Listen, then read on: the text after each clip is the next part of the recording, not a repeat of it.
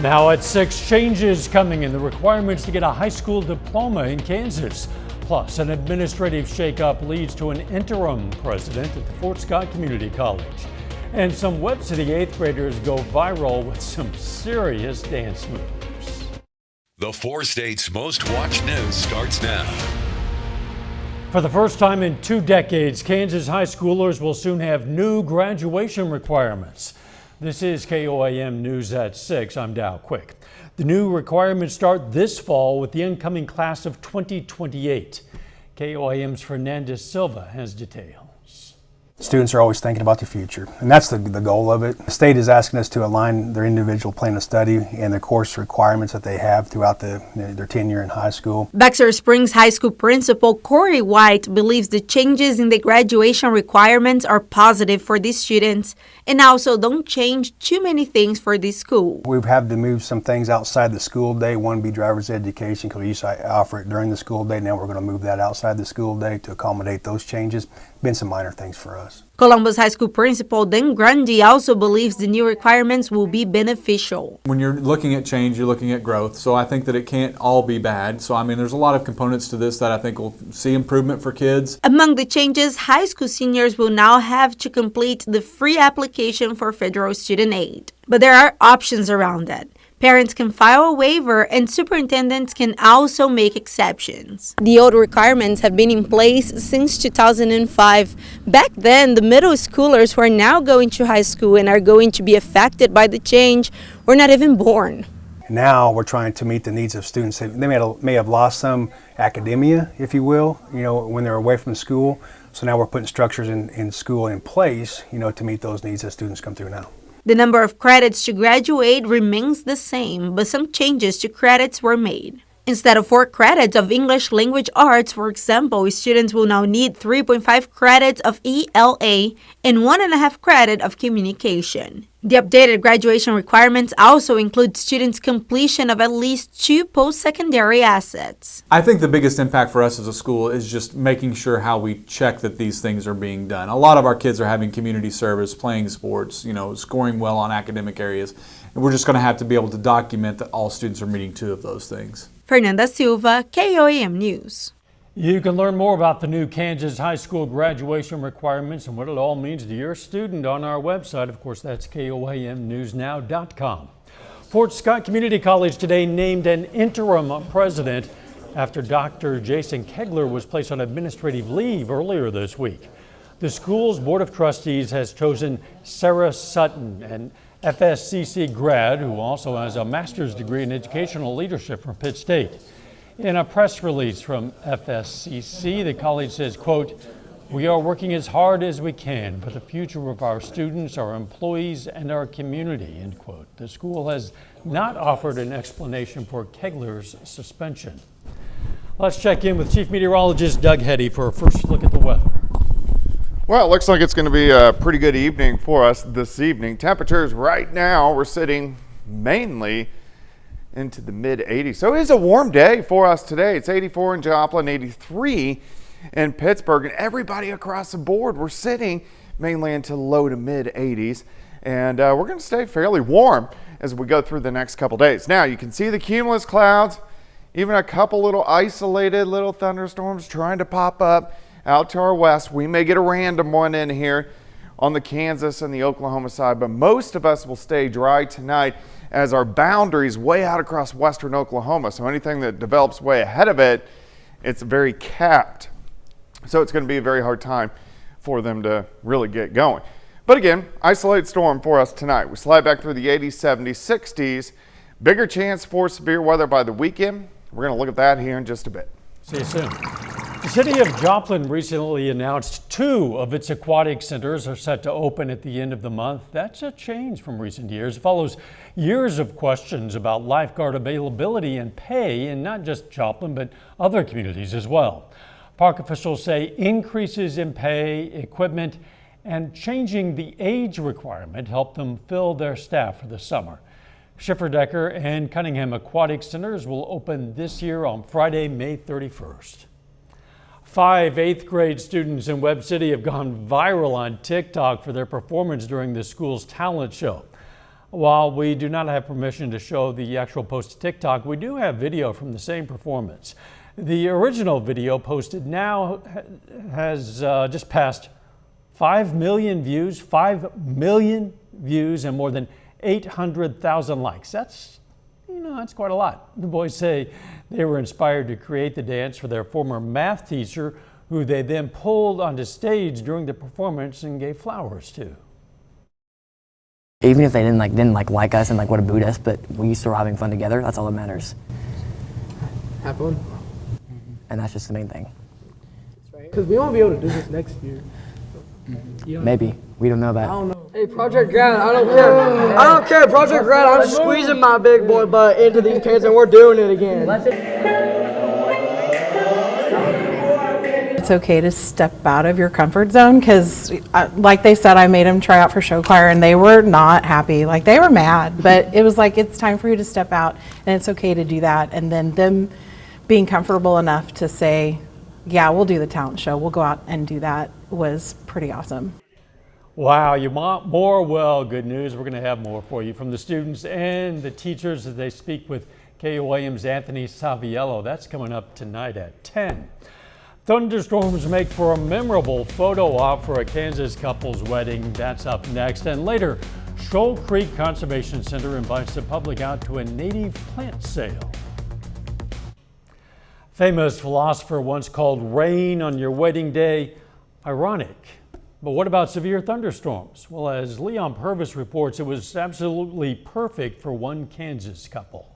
Grabbed me by my arm. He said, babe, let's go. We're taking pictures. Michaela Layton married the love of her life, Trapper Shore, on Sunday when the severe weather hit Kansas. But for them, it was a wedding to remember under the stormy sky, the clouds dark and the layout perfect, and a burnout car providing the smoke effect.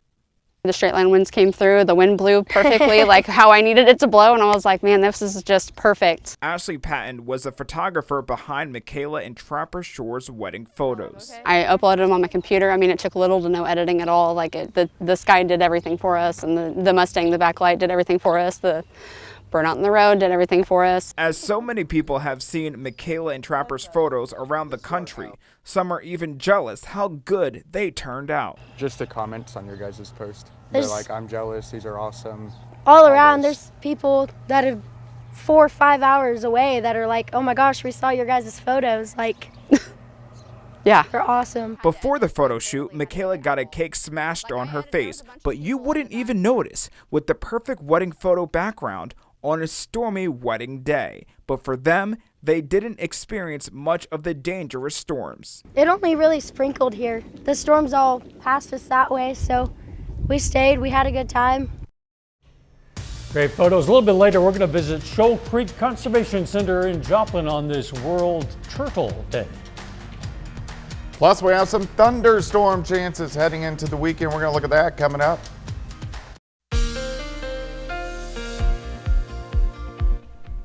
Well, it definitely turned out to be a warm one for us today. Temperatures all the way up into the mid-80s during the afternoon.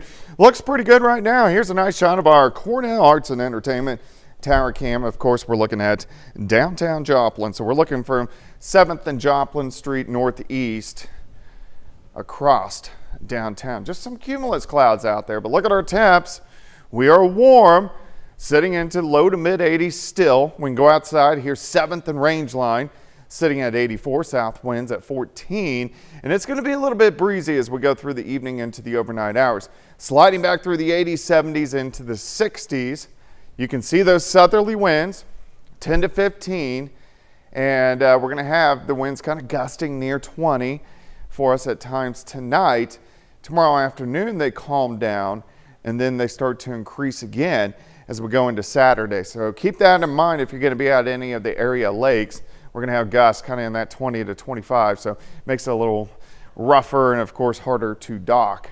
All right, just a few cumulus clouds right now, not a whole bunch going on. A couple spotty little showers south of Wichita. These are thunderstorms trying to pop up, but we're under a capped atmosphere, so we may get a random one that makes it in southeastern Kansas, northeastern Oklahoma, but most of us will stay dry tonight. Most of the severe weather will stay way out across western parts of Oklahoma and then up through Nebraska. where you can see this line, which is developing, and eventually that will head toward us and make it here by morning as the upper level wave kind of pushes through. So severe threat, let's go into tomorrow. So we are looking the bigger threat off to our east. So we are just a level 1 out of 5 here in the greenish, but we could get a few stronger storms early afternoon, but most of the severe weather stays east of us. Saturday, a different story. We're level 3 out of 5, and this is going to be Saturday evening into the overnight hours, level 2 out of 5 on the Missouri side. This is a lot of question marks about what is going to happen, but we'll break that down. All right, so a couple isolated storms out to our west tonight die as they move in. Not a big deal. As we go into Friday morning, our front starts to slice in, so a few scattered thunderstorms late morning into the early afternoon. We're looking at the noon hour. Any scattered thunderstorms pull east by the time we get into late afternoon, then tomorrow evening's fine. Saturday morning's fine. We start into the upper 50s. Saturday afternoon looks good, but then a lot of people are camping at the lakes. You want to watch this as we get into Saturday evening. If we can break the cap, storms are really going to form, and they could be big boys. So we're talking large hail, gusty winds, and tornadoes plowing east into the region as we head into Saturday night. So we really want to keep that in the back of our mind, but I think the rest of the holiday weekend looks pretty good. Sliding back through the 70s, high temp of 80 for us as we go into tomorrow. So tomorrow looks good. 87 on Saturday, so it's going to be hot, windy before those storms, if they develop, which I think they will. So we're going to make it an alert day. I'm going to take the chance for rain out on Monday. Just looked at some of the newest data, so I think Sunday might look fine. That's good. Alert day on Saturday. We'll keep that in mind, particularly in the evening hours, Yep. you say. All right. Thanks, Doug. The Shoal Creek Conservation Education Center invites the public out to a native plant sale this Saturday from 10 a.m. to 2 p.m. before the worst of the weather, apparently. The center is going to make available for sale native plants for landscaping needs, as well as information about the benefits of planting native species. That event is free and it's open to the public. Still ahead, state tournament play begins in Kansas for high school baseball and softball. 6 of our local teams try to advance to the semifinal round. John Dales has all the highlights and scores. That's coming up next in sports.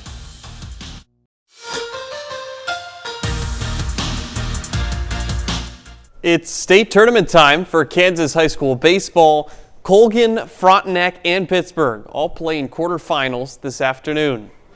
Well, we start in Manhattan, the campus of Kansas State. Frontenac Raiders take the field against the Burlington Wildcats. First inning, Burlington strikes first. This ball smashed into the gap. That's going to hit the wall. The Wildcats put 2 on the board early. Burlington takes a 2-0 lead after the 2 RBI double. Very next pitch, Mickey Carlson singles up the middle. Burlington scores another and jumps out to a 3-0 lead in the first inning. We go to the second, though. The Raiders respond. Peyton McDonald, with the bases loaded, sends this right back up the middle. Frontenac makes it interesting. Raiders trail 3-2 at that point. We jump ahead now to the top of the 7th. Frontenac down 4-3. Corbin Niche sends a heater into center field. We are tied at 4. Raiders would take the lead off a balk later that inning. So to the bottom of the 7th, last chance for Burlington. Called strike 3. Cal Turlip has time to pick it up, throw down to first. That's the final out. Frontenac wins a wild one. Raiders hang on for the 6-5 win. They advance to the Final Four. Over in the 5A state tournament, Pittsburgh High School leads Salina South in its quarterfinal. Game not finished yet, but the Purple Dragons up 3-0 in the top of the 6th. We'll have the highlights from this one at 9 and 10. And our third Kansas high school baseball team to make the state tournament is Colgan. Panthers face Colony Crest in the 2-1A quarterfinals. Game just getting started in Great Bend. I'll let you know the final score later tonight. And over in Missouri, Nevada is one of the last 8 teams standing in Class 4. Tigers play Blair Oaks in a quarterfinal this evening. They're in a bit of trouble, trailing 7-4 in the top of the 7th and final inning. Well, it's quarterfinal Thursday for Kansas high school softball as well. Fort Scott, Colgan, and Frontenac are all in action. Fort Scott faces Circle in the quarterfinals of the 4A tournament, and Tigers fall behind 1-0 early after this RBI single from Ellie Randall. We hear a lot more from her later in the first. Kendi Lacker hits a slow roller. Randall comes in to score from third on the play. It's 2-0 Circle after one. Randall made things very difficult for the Tigers in the Circle. Second inning alone, she gets all 3 batters to go down swinging. She allows just 3 hits and fans 14. Just not the Tigers' day in Salina. Circle runs away with it. Fort Scott's season comes to an end with a 7-1 loss in the state quarterfinals. Over in the 2-1A tournament, Colgan softball also has its season come to an end this afternoon. The Panthers got the tying run on base in the final inning, but ultimately fall to Dexter Cedarvale 4-2. They finished the year 15-10 with a regional championship. Our final softball game of the day features Frontenac and southeast of Saline. It's taking place over at the Invista Softball Complex in Topeka. This contest just getting started right before we come on the air. Our KOAM sports team is at the game. We'll have the highlights from it later tonight at 9 and 10. And closing things out with collegiate summer baseball, Joplin Outlaws begin their 2024 season on the road in Sherman, Texas tonight against the Shadow Cats. Outlaws are in an entirely new league, the Mid-American League, which has 5 other teams, a 68-game schedule. I'll update you on this final score as well later tonight. Wow. Baseball and softball all over the place in the 4 states right now. Yeah, the Diamonds are busy. Too bad all the teams can't win. Yeah, but boy, that's a big day for a lot of local schools. We'll be right back.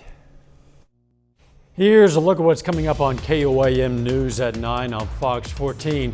We're going to check out some more of those dance moves by a group of Webb City students, specifically some moves taught to our own Anthony Saviello.